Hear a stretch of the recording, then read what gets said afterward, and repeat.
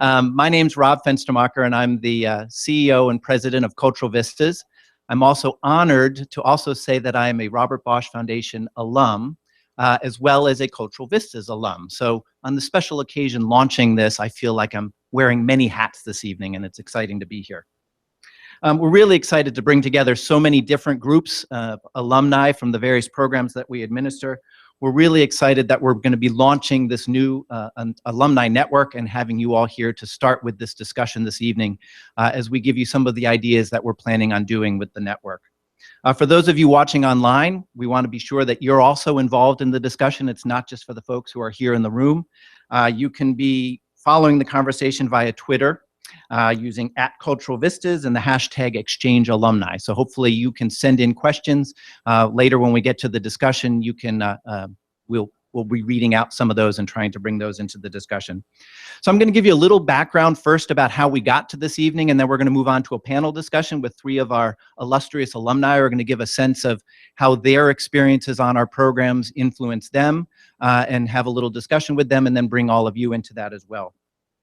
Almost all of you who are here with us tonight are either current participants or alumni of one of the many programs that we administer. And what I found over time, and I know my colleagues say this all the time, is very often all of you associate your relationship with us simply on the one program that you took part in, which is natural and normal, of course. But often people are unaware of all of the other kinds of programs we do and all of the different people we serve. And people are often incredibly surprised to learn that we actually administer 30 distinct different programs for approximately 6,000 participants from 140 different countries around the world. So a lot of you think we just do a program with Germany or just do a program with Singapore or with Russia. We're really much, much more than that. All of these programs do keep many things in common, as you can see on the slide here. We're focused on providing professionally oriented experiences that allow people to go overseas, expand their horizons, expand their career skills, learn from their counterparts in their field. Although we have a variety of different program models that might range from short-term professional study tours to 3-month internships to longer-term fellowships of a year or 18 months in length, all of them have this common purpose and theme of giving people an opportunity to become more informed, skilled, and engaged citizens. And we truly believe that by going through this experience, we're helping people create positive change, not only in themselves, but in the organizations that they work for and in their society. And I know that I personally feel very strongly about this, and we talk about it as an organization. We feel like we and all of you as participants in our programs are helping change the world, one person, one exchange at a time. So thank you for all of that. You'll be pleased to know that once you've participated in a program of ours, you immediately are enrolled as an alumni of Cultural Vistas when you complete the program, and there's no cost for what we're going to be talking about today. So that's great to have you with us. Last year, sort of the origins of where this came from, we embarked on our 5-year strategic plan. And for a number of years, we had been talking about wanting to set up an alumni relations program that it was broad and reached out to all of the various participants in our programs. And for all sorts of reasons that I think lots of us in this room know about, other organizations, we just never actually got to doing it. So we're really excited that as part of our strategic plan, we said we were going to do this and launch a new association. Many of you in the room have been in programs where we actually do have very robust programming for our alumni, and we've been reaching out to you and doing activities. But unfortunately, we just didn't have enough opportunities for other people in other programs that we administer. But we've realized that there's so much that can be gained from this. And a good example of that was last year, and we have a number of the participants or alumni from this program in the room, the Congress Bundestag Youth Exchange for Young Professionals was facing some very drastic funding cuts from the State Department. And we realized that the alumni of this program were incredible advocates, not only for the program itself, but for international exchange in general. And thanks to all of their advocacy and activism, the State Department actually reversed their decision and restored the funding to this program. And so that was just one incredible success story of the power of alumni to help continue to promote and support the kinds of programs that you've all benefited from and that we're trying to promote on into the future. So with this important lesson learned and a lot of the other things that we had been looking at, we decided to hire our first alumni relations officer, who's Richard Bobo over here. I'll have him come up for the people who are watching us online later, or you can come over now and say hi. This is Richard. It's important. You've probably heard from him, but there's the face. Nice to meet you. So during the first year, over the last year after we hired Richard, we really spent most of our time doing information gathering. We were looking at best practices from our peer organizations. We looked at universities, other associations that were doing this kind of work to really see what was working well and what we should be trying to do as an organization. We also reached out to our staff, who all had great ideas and were really excited to find new ways to engage with their alumni. We conducted alumni surveys. We did focus groups with alumni in Washington and DC.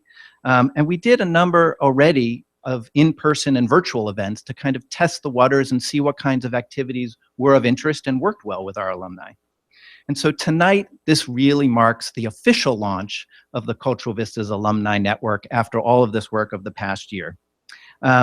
So we also think this is a great opportunity to get groups together from our different programs. I'm not going to name all of them that are here this evening, but we really have the breadth of all of the different programs we offer here with us tonight. We have programs that Americans have participated in. I know we have a number of participants from a program we do right now with Korea called the Korea West program, all in the back there. So really represents everything that we do here this evening. Early in the planning stage, hopefully this will switch, we created 4 guiding principles that we really wanted to focus on with this new network that we were creating. One, we wanted to be sure that we were creating facilitated access to our entire network of alumni and our portfolio programs, because we really think there's a great opportunity for you all to be sharing your professional networks, your personal experiences to help with your own career advancement. 2, we really want to be providing the tools and the resources that allow you to leverage the exchange experience you had to help with your continued career advancement, to recognize this was a valuable experience and we can help give you the tools and the services that can allow you to continue to use that as you're growing personally and professionally.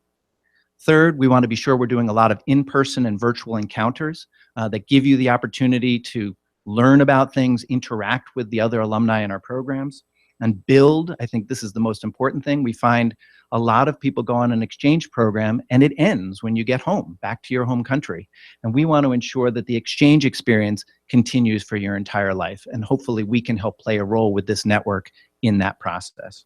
And fourth, and I think almost most importantly, is we want to be sure that we're recognizing and acknowledging the great achievements that all of you are doing as alumni and in your careers and in your personal lives. We really feel that this is important because it demonstrates, again, the value of this experience that you've had and the value of the work that we're trying to do in promoting a better world and greater understanding between nations. So as we move ahead with the network, we're really excited about working with you in a collaborative way to be sure that we're fulfilling all of these different principles. So I mentioned we're doing a lot of events, and you can see on the screen here, with the launch, we've got a lot of events that are going to be coming up over the next few months around the country. And we feel this is, again, really critical. We realize we don't have unlimited resources, but we're trying to get out to different parts of the country to reach out to our alumni wherever they may be. With all sorts of different events. Some will be informal networking events, sort of happy hours where you just get to interact. Some will be more theme-based activities where we have speakers coming in to talk about an interesting topic of international affairs or something that relates to exchange work. All sorts of different kind of events like that. So hopefully you'll have a look at that. You can look on our website at culturalvistas/events. Gives you all of that information. And we do, for those of you who are here in DC, and that's all of you here, we have an event next Thursday, October 6th, or maybe 2 weeks from now, October 6th, on the Brexit decision. And that's sponsored by the RBFAA, the Robert Bosch Foundation Alumni Association. But our hope, again, is we want to bring together other networks, other alumni to take part in that event so that we really have a good, fruitful discussion. Also mentioned that we want to be doing virtual events. We started doing this already earlier this year on various topics, and we're going to be continuing to do that using YouTube and Google on Air. We've already picked out a few of the topics that we want to be doing moving forward, but we recognize that you're the resource. We want to be sure we're providing the kinds of topics that are of interest to you. So we really encourage you to reach out to us. You can reach out to me or Richard to let us know what kinds of topics you think would be really interesting. Again, we recognize that where we're located in New York, in Washington, and with our office in Berlin, we can't get out to every part of the country or every part of the world. And so the virtual opportunities allow us to engage our alumni around the world in some kind of manner and hopefully build that further relationship with us as an organization. And in closing, before we move on to the panel discussion, I really want to highlight a number of the ways that you can activate yourself in this network and become engaged as an alum of the Cultural Vistas network. We're still exploring a lot of different things, as you can see on the screen, of how we think you can be valuable and how we can be supportive of you. But if I were to pick one thing that I would urge you all to do, if you haven't already, is to join our LinkedIn group. I know some of you are probably in one of your program LinkedIn groups that we administer, but we want to get you into the general Cultural Vistas, because that is the way that we can best get the information out to you, make you aware of the different activities and events that we're administering, and really communicate with you in an active way. And there's lots of other ways. We're always looking for folks to host some of our international delegations. We have folks coming in from countries around the world looking at a myriad of different topics: politics, journalism, water management, human rights issues, you name it. So many of you are working in those fields and would be great people to meet with these delegations to talk about what it's like here in the United States. Likewise, we're often looking for host families, short-term host families for participants that may be in the United States and have an opportunity to learn about what it's like to just live in a family. And lastly, also looking at internship opportunities. We have many programs where we're trying to place international interns into organizations here, and would hope that you might be willing and interested to open up your doors to them as well. We have events like this. We're going to hear from 3 alumni a little bit later. We would love, again, to be highlighting, recognizing the things you're doing at the events that we do around the country. So hopefully you'll be interested and consider that. We also have a blog where we're also always looking for the stories that you've had that we can be sharing and posting with people throughout our entire network. And lastly, I would also urge you to consider making a donation.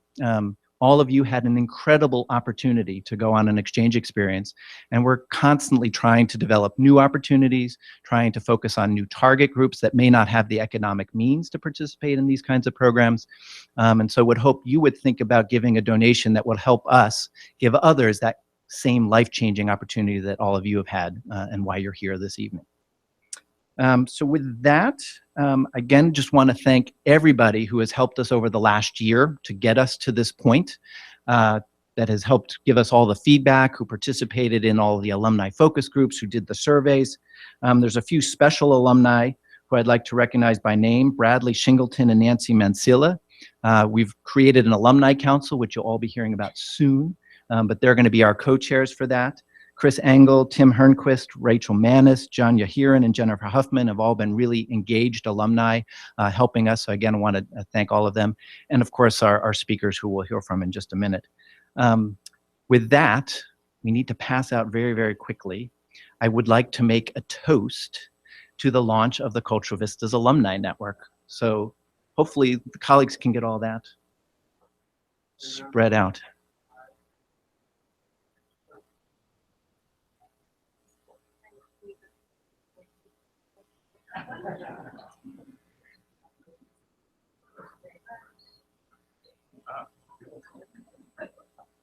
So that the people on the screen can see it.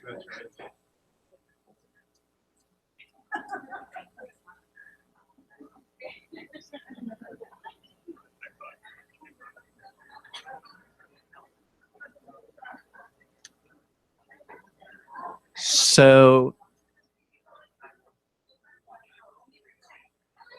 I think most everybody has one. So if you could all raise your glasses. This is a toast to the launch of the Cultural Vistas Alumni Network, but it's going to live and breathe from all of you. So thank you for all of your life-changing work and continued connections with Cultural Vistas. We look forward to collaborating with you, and a long, long future ahead with all of you as our alumni. Cheers. Cheers, everybody.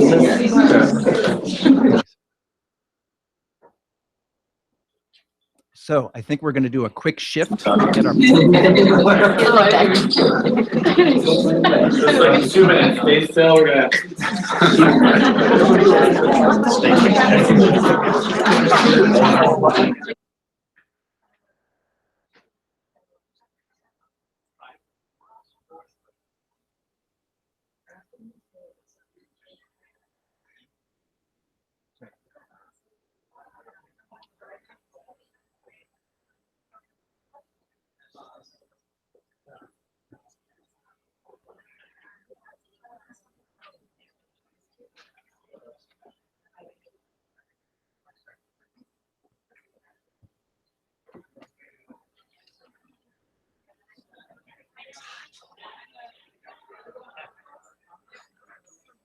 Come on up. Yeah. Or drink away while you're up here. Wherever you want. Karoun, you want to be next to me? I'd love to have you next to me.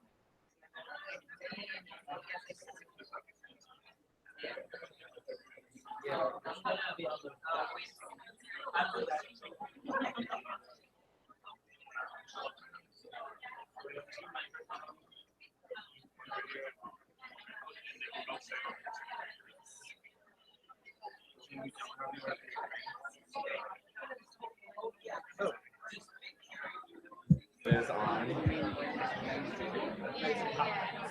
Hot mic.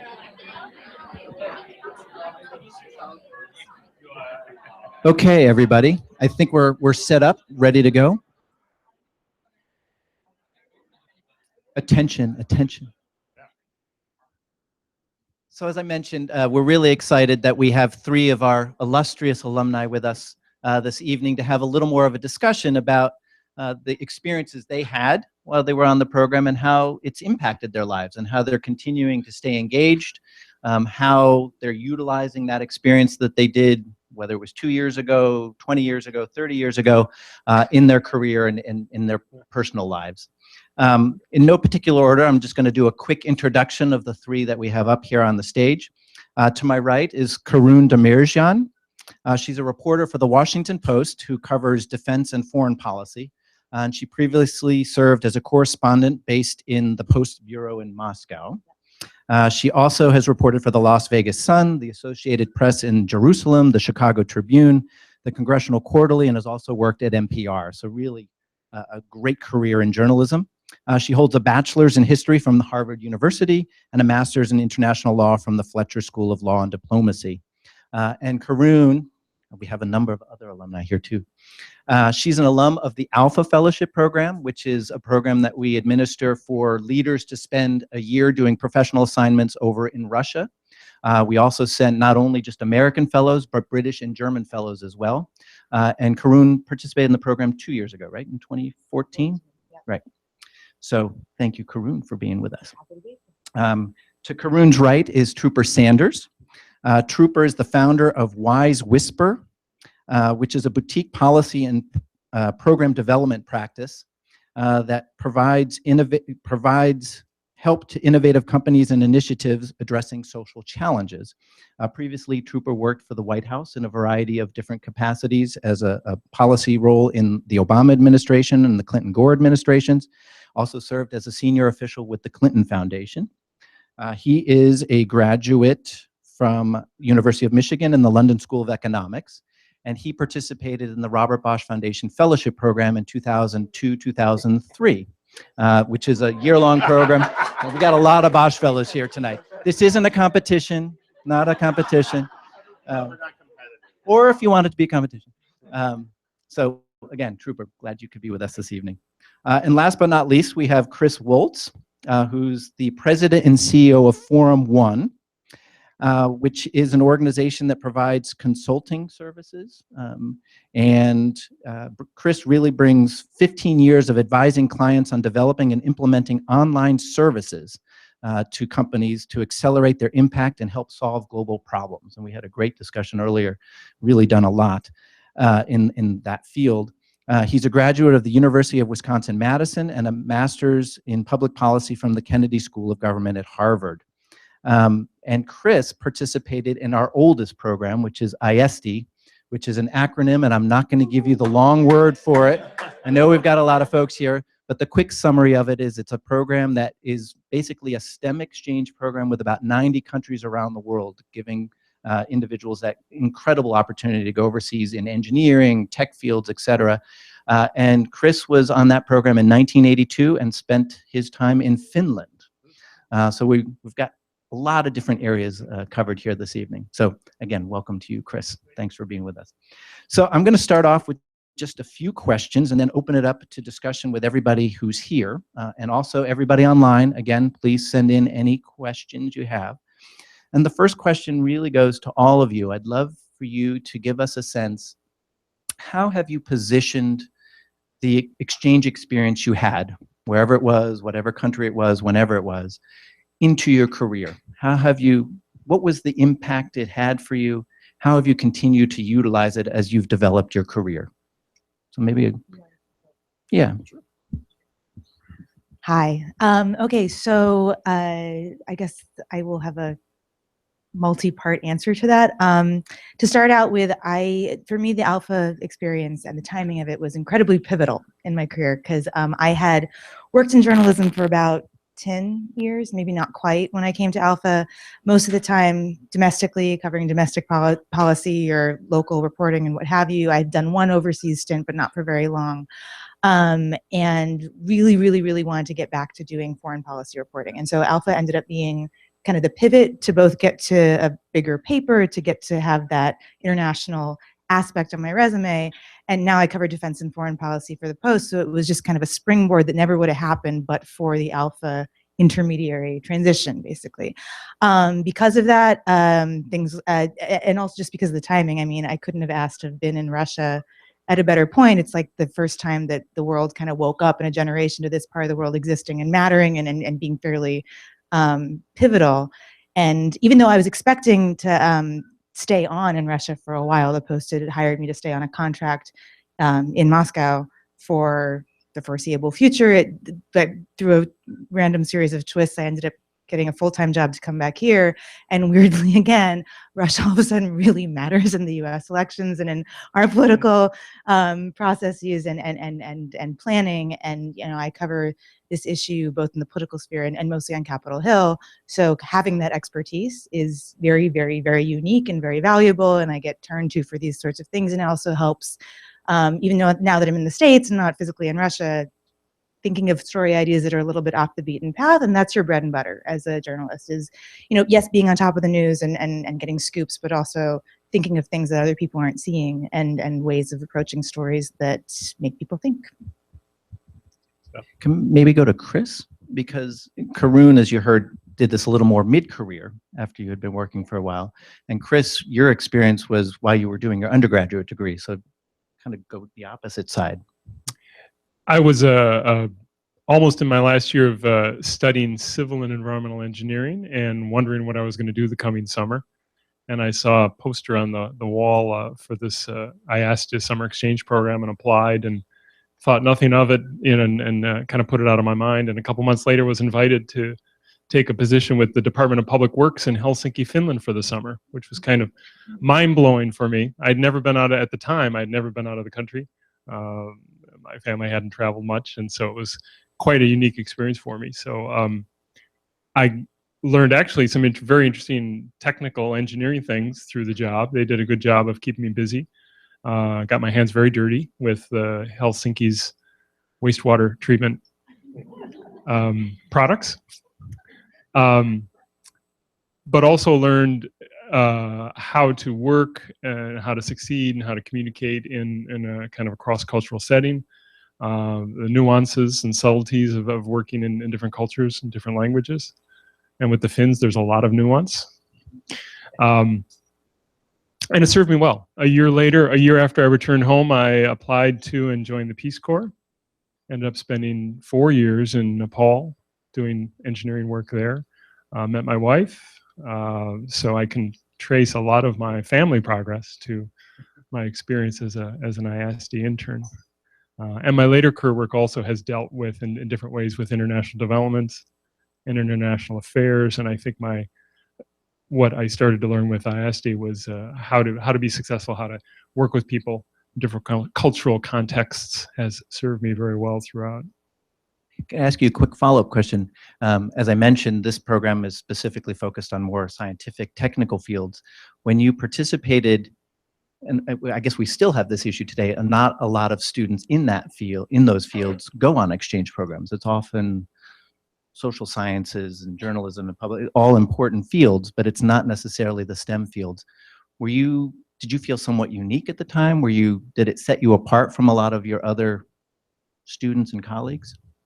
Yeah, I was the only one, I think, at the university for some time who had applied to that program and went at the time I was there. So a lot of my colleagues in the engineering department were not thinking about internships and doing things like that. Although interesting, almost 30 years to the day after my experience, I was back at the University of Wisconsin-Madison as part of an advisory committee with the college. Was walking the same hallways and saw on I think the same bulletin board an IAESTE poster for an information session, and it was that night. And so I actually went to an IAESTE informational meeting as a 30-year alumni and said, "Hi, I've done this before," and met a group of about 20 or 30 undergraduates really excited about. And they all did the program, right? Well, they were really excited about it, and I hope a few of them did. So Trooper, how has it influenced you? How have you brought your experience in Germany into your career? Well, first, I hope I didn't cause any damage when I was in Germany. I think that's probably the first rule of anything like this. I think there's probably a couple of things. I mean, certainly in both of the work phases of the Bosch Fellowship I was in, one was a long-standing nonprofit organization, but they were trying to build up a particularly new capacity. So they were like, well, figure it out, and I sort of figured it out. Another one was actually with Ashoka, that's an international venture that invests in social entrepreneurs around the world, and they were trying to figure out, would their model work, which was primarily at the time based in Asia and Latin America, would it work in Germany? And sort of identifying leaders in the social sector. And it was interesting sort of leaping into kind of this feasibility and a process and helping to create an effort in a country and with social systems that I was not a part of. Never mind the language piece, which was just hilarious. If anyone knows my proficiency or lack thereof with German. I was actually just thinking about a gentleman who I had to interview, a potential social entrepreneur who had a very distinct local, almost dialect and accent, and me with my whatever I was trying to speak with the accent that I was bringing to the table. And we had this sort of hour-long conversation, and we just kind of stuck in there with each other. It was absolutely hilarious.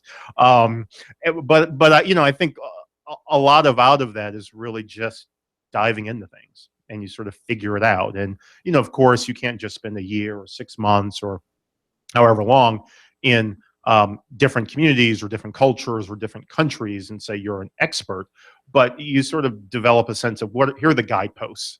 And I know that there have been many, trust me, other instances where I've just kind of had to dive in, and you just sort of get a sense of how to figure out uncertainty and know what you know and know what you don't know, and having a bit of both confidence and humility to navigate that. And that kind of leads me into the next question, and maybe Chris and Karoun, you can focus on it given the Trooper started on it, but I wanted to ask the question to you, do you think it really matters where you go? Does it matter if you go to Finland or Russia or Germany or Singapore, or is it just the international experience itself?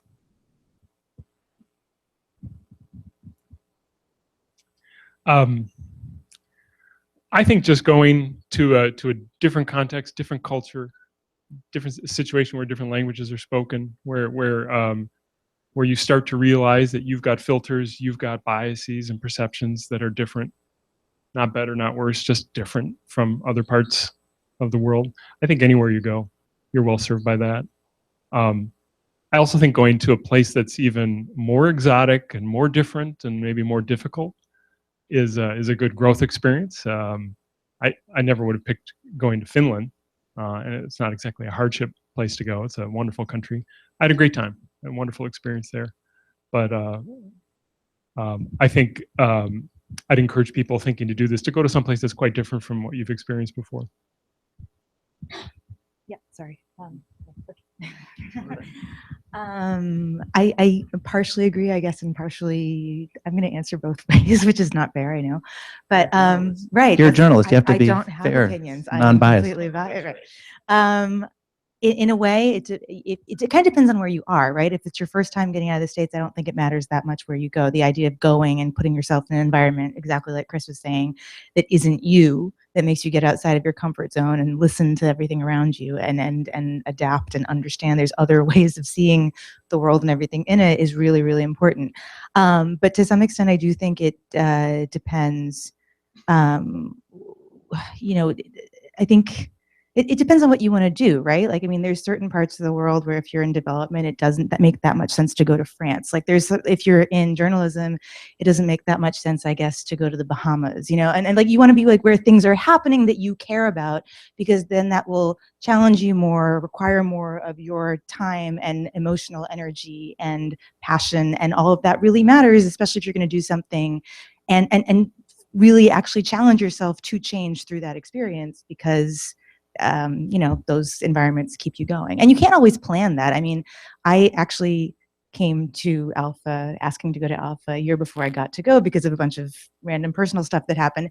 Had I gone a year earlier, would have been a completely different experience because, you know, Ukraine happened, right? But so you can't always predict and plan. I'm not advocating that, but I think just generally there's certain parts of the world that would draw you because you want to do something that matters in that part of the world, and that's a very legitimate thing to take into consideration. And Cultural Vistas does seem to have quite a lot of options, so, you know. Go for it. It's possible to tailor.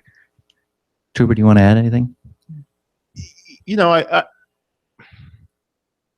I think where you go is probably less important than sort of the purpose of why you're going. So given that these are time-limited experiences, that there's a certain amount of exertion and effort involved, unless you have a reason for going, it's frankly all too easy to go somewhere else. It's just almost by definition sort of an exertion for you, and sort of finding a small comfort zone and not getting a lot out of it. And so I think you do need to have a certain motivation. But, you know, I think, you know, I mean, in my studies, I did a lot of sort of work and studying in Britain. And sometimes I think, well, I mean, I love Britain, you know, all my British friends, please don't. But, you know, I wonder, frankly, did I actually challenge myself? Should I have gone out of the comfort zone and sort of plopped myself somewhere else and sort of figured it out? Thanks. So a question for you, Chris, given what your work is now, do you think international experiences help increase creativity? Been a lot of studies trying to focus on that. I'm curious, from your experiences and your work, do you think that's true? I'd say probably there's some correlation, but I wouldn't say there's causation necessarily. That's why I said correlation. Yeah. I think to go abroad for a fellowship or an internship, I think it requires some self-confidence, some inner strength. And once you're in it, I think a mixture of you know, being wise and humble, learning, whether you're learning a language, learning a culture, learning how to navigate in a different situation. You got to learn a lot of humility and perseverance and grit.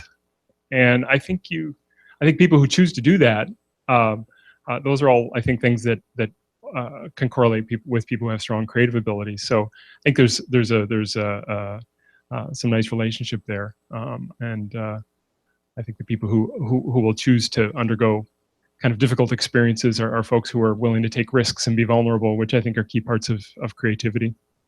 Indeed. Trooper and Karoun, you are in programs or took part in programs that actually have fairly strong alumni associations. So I'm curious if both of you could tell us a little bit, how have you utilized those associations already? And how do you think this network that we're now creating, that's expanding beyond just your particular program, could be beneficial to you? You know, I mean, I think that certainly the Bosch Fellowship Alumni Association is large and active and energetic and loud sometimes. That's good. You know, I think there are a couple of things. I think there's certainly the formal aspect of the regular convenings and the community and just being involved in keeping the thing going, which certainly has a value, and it's you know, certainly important to participate in, and also you know, to be perfectly crass in terms of giving back to something that has invested in you.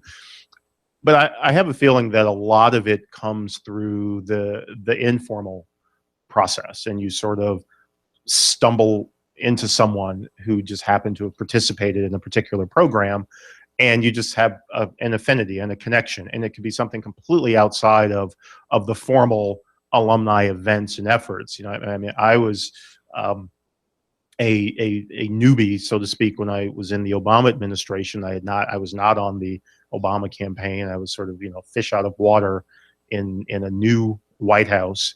And it was several months into my time there that I had discovered that Dennis McDonough, who now is the president's chief of staff, and at the time was working on the National Security Council staff, and we had been sort of working together on military family issues for months, and we sort of stumbled into the fact that we both had this experience, and were able to, share, hilarious and other stories about that experience. And there have just been many other people, I mean, who I've just sort of run into, who've been part of this, or parts of other things. And so I think there's that balance of the formal and informal, and it always helps to have some sort of connection with people, no matter where you're running into them. Yeah, I agree that I was actually surprised to find out how many people had heard of Alpha. I know that sounds terrible to say, but it's one of those things where it's just like, you say it to certain groups of people and they're like, what? And then you say it to other groups of people and they're like, oh, I had the same thing happen actually with my Fletcher degree. It depends on who you're talking to. And people are like, oh yes, is that a little school in Indiana? Versus, oh yeah, of course, that like runs the UN, that sort of stuff. So in that regard, it can be helpful. Also, just with people that are either were in my year or like a few years back, I have often just done like, okay, hive mind guys, like I'm going to test out a story idea / a theory on something, and I'm going to run it past like this group of people that I know who would have the same sort of weird perspective of having been in that part of the world / DC and see the world a certain way. And then just I think socially also, it's kind of, everybody thinks about how like going with a fellowship group to a foreign country gives you a little bit of a lily pad when you're overseas, which is of course super important, but it also creates this really interesting network once you get back, because everybody goes to work in their respective places, and without, how should I say this?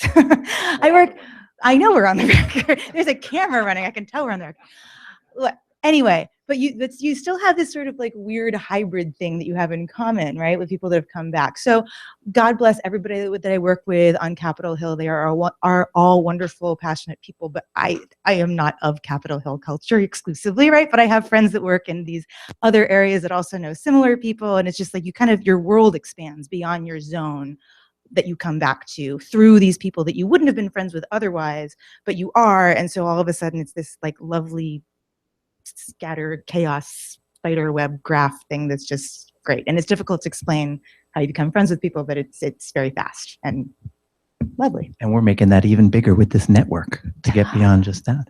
So Chris, I'm going to ask you one last question before I open it up to everybody else.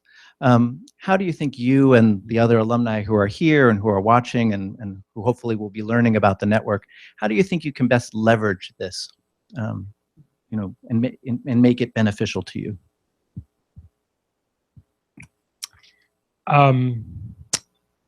When I was an intern with IAESTE, it was pre-internet. It was well before Facebook was things like that existed. So it was different to leverage the experience. It's the kind of thing that I talked about, promoted, put on my resume, and led to, I think, related work that built on it. I'd encourage folks to, as you were saying, build your connections and contacts. I mean, really nurture those, and those are really valuable and are going to serve you well. So it's worth investing in those. I think it's great experience to tout and not just say, oh, I spent 3 months or 10 months in this exotic place, but talk about it in terms of what did you learn, what did you do, what did you gain from it. So it's not just a checkbox, it's actually kind of communicate what the relevant experience is.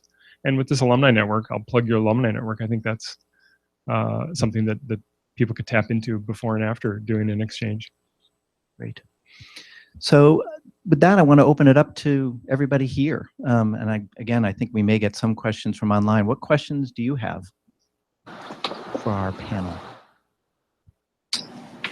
Hello, my name is I'm the current beneficiary. One of your programs is happening right now in DC and brings 18 different European leaders together to try and understand and see the social, political, economic situation in the US before the elections. Actually, not so much of a question, but a confirmation of what you just said.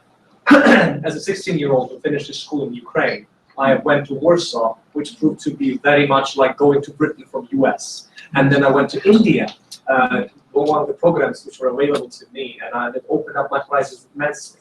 And when I came back to my country because of the revolution, it was starting, and if you helped cover. Basically, that to me was the best preparation for that revolution, and the ability to be open to the new ideas, new possibilities, and the new country we're building there on the central of our capital. So with this program right now, I feel it's a continuation of that. I'm trying to build bridges between that experience, that platform we have in our country right now, and the successful experience of America, for example, right now, and to bring that experience back to our country and replicate and build upon that. Wow. He said everything that we're about. Come on up. Oh, we were joking. No, but I think he made the point that is so fantastic. It's about what we all are trying to do, is bring people together to create these relationships and learn from one another. And I'm hoping you're now going to become an alum of one of our programs. And you now have access to this entire network of Americans, other international participants who spent time in the United States. And hopefully that'll be a network that you can continue to utilize as you're continuing to grow your career and help build Ukraine and other areas. It was fantastic. Others? Jeff? Yeah, I think when you think about the network, it's truly important that we all share these experiences. We understand the value and the importance to our lives, but I'm hoping that the network will also provide some type of advocacy to show people the value of what the gentleman over there just said. To understand that it's our privilege to have these experiences, but it's also our responsibility to carry them forward.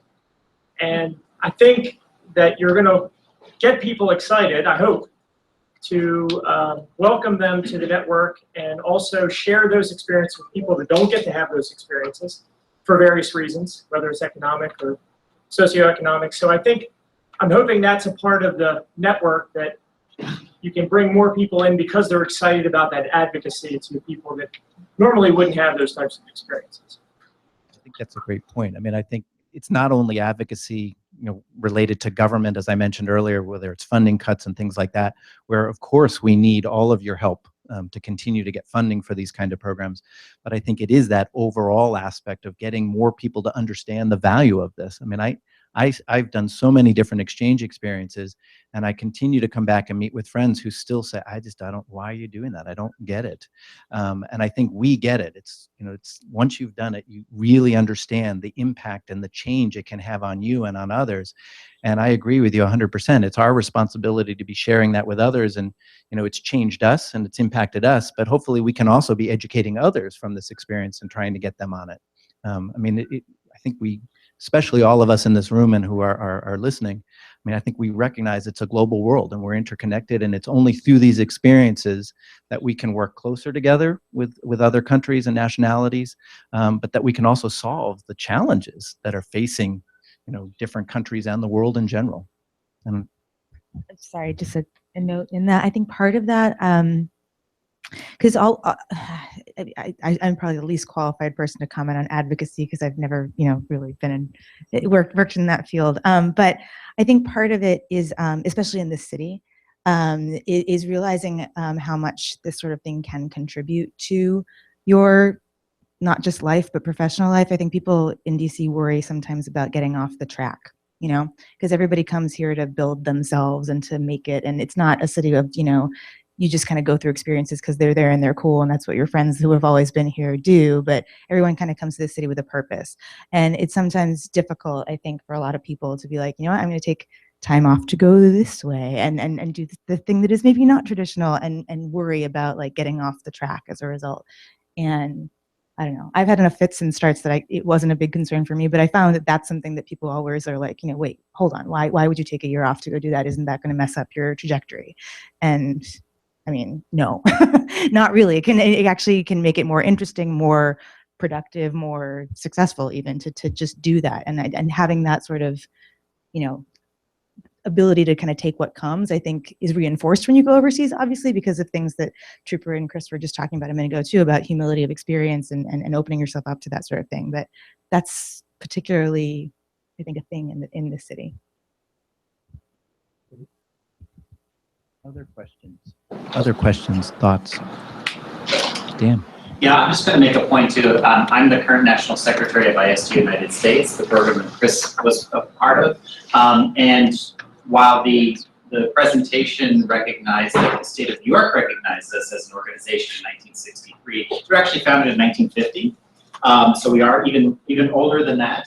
But most important, I want to talk about the intergenerational sort of mentorship that takes place. We found, it's terrible to say, an alum from 1961 who went to France, who was a part of our program, and he currently is still a professor at the University of Colorado Boulder, working in resiliency and weather in the context of global climate change. And he wants to mentor young people. So if your goal in joining our efforts as a part of the alumni network is just to talk to young people, these people in the organization, Chris has done that for us. And we hope that others will consider that as well, because you have such interesting information that you can provide to that next generation, to getting out to those different destinations, getting off that trajectory, you know, figuring out what to do. And if you can talk to young people, you know, it's a really great opportunity. So if that's the contribution you make to the Alumni Network, we are incredibly appreciative of IAESTE United States. He is so passionate about IAESTE. Predecessor is here in the room too, so between us, we made a great comment. Years of IAESTE United States. Any other questions, thoughts? Karen. Yes, I'm Karen Johnston. I was also on the Bosch program, and I want to reemphasize this issue of sort of responsibility and giving back and advocacy. I think that everyone, as you say, who goes through these exchange programs understand the value of them, not just personally, also professionally, but simply the value of understanding that cultural differences, that also there are different answers to the same questions, and the necessity for understanding how differences, how you can get to the same point through different ways of doing it. And I would want the network also to try to ask us also to give back in some way. You mentioned the Bundestag, the Congress Bundestag issue. I think we all feel very passionately about the need to maintain these programs and maintain the funding for them. But perhaps, you know, you could come up with other ways in which we can be advocates, whether it is notifying people in, you know, Denver of ways in which they could participate in meetings in which they can bring their, you know, cultural exchange experiences to bear at universities, or contacting international studies programs at various universities to encourage, as you did also in that one meeting, of, you know, young people to do this, to take the leap. So I would ask you then, as a kind of right way of asking us to give back in some way, whether it is some organizations I belong to sometimes ask you to send letters to various congressmen or other organizations for certain requests or think about it and challenge us to help, because these cultural exchanges now more than ever we have to recognize. And I don't know the numbers of whether these cultural exchanges are actually, the number of people who participate in them are going up, or whether we are becoming a little bit, again, too insulated and the numbers are decreasing. You might want to mention something like that, but challenge us. We accept the challenge. No, I mean, I think it goes on what we've heard a little bit before. We need to do that kind of government advocacy to support it, but we also need, when we're going out and just promoting the opportunities. I mean, our staff, most of them have been exchange participants themselves, so I think they have that passion, but also bringing our participants to be able to do that and convey it to various audiences is also a type of advocacy on behalf of the programs and the benefits of this. Anything else? Gail. You mentioned about, I was a Bosch, in the Bosch program as well, and you mentioned about getting off the track. And I would say that of the 15 of us that were in my year, I think I'm the only one that's still in the job they had before they left. And I'm, in academia, so that sort of lends itself to that. You have a certain career path and a lot of people stay in that. But I think every other one went to some kind of different job, sort of gave them a year to reevaluate, gave them this professional background to bring more to their career. And they used it to go back to school, to go further in their current organizations, or to switch organizations. At least half of them switched organizations at a higher level. And so I don't know anybody that it hurt in any way to be gone for a year. So that, I would put that out of your mind. It's not going to hurt you. It's only going to help you in this globalized world. I think Gail makes a good point. It can be used to get more in-depth knowledge and develop your career further in whatever field you're working in, but it can also provide you that opportunity to make a switch.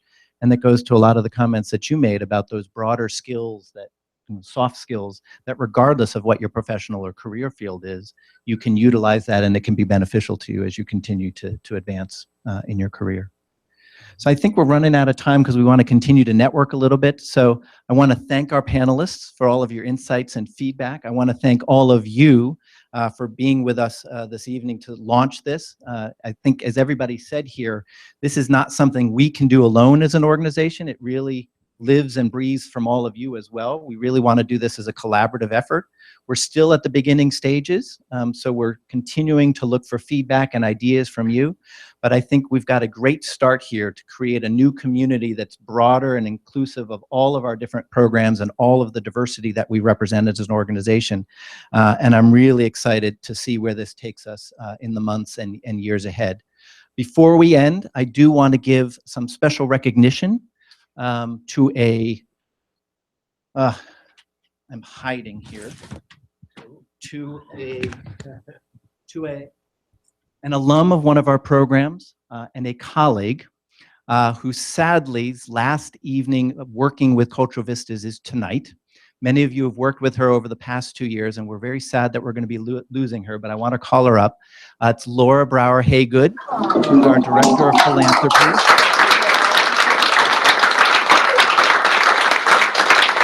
Laura is also a Bosch alum. Don't think we only work with Bosch alums. She participated in the program a few years ago, got very excited and passionate about exchanges, and was looking for a new job when she came back. And again, as part of our strategic plan, we wanted to do more philanthropy, alumni work. We were really fortunate to get Laura to join us last year. And she's just done a marvelous job setting an incredible foundation for us and a path ahead, not only in philanthropy, but we wouldn't be doing this evening without a lot of the work that she did. So this is a small token. This wine is called One Woman. She was not just a one-woman show, because all of her work really brought everybody in the organization together to work on this. But she was one strong woman that created this foundation. So I can't thank you enough. We are incredibly grateful for everything that you've done. So.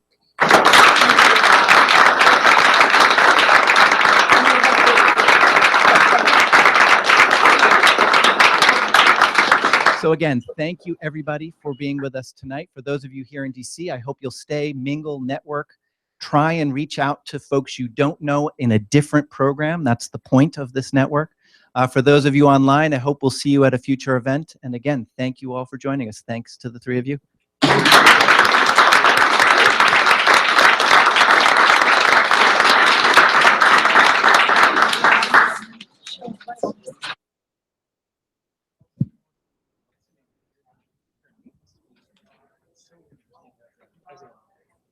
Wow.